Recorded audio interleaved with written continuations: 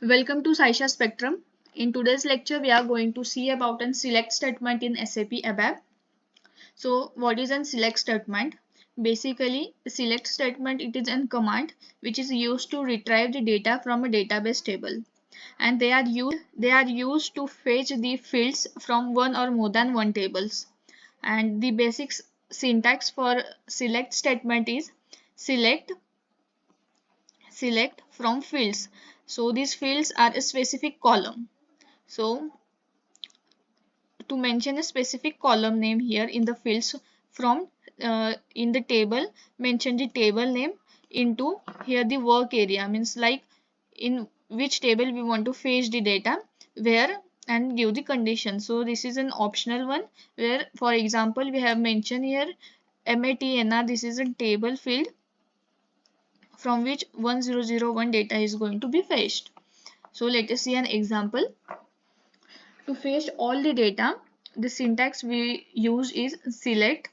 To fetch all the data, we use this symbol, that is a star symbol, and then mention from which table we want to fetch the data. That is in Mara table. Here we have mentioned into which table we have to fetch it. That is an IT Mara.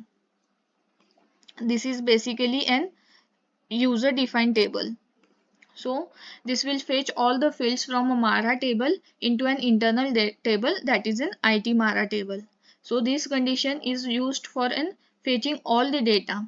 Like we have seen here syntax, like a select statement, then in the fields here we specify a column. So if we want to fetch all the data, so use a star symbol, and to fetch specific data with the condition, so here we can use this syntax, that is a select.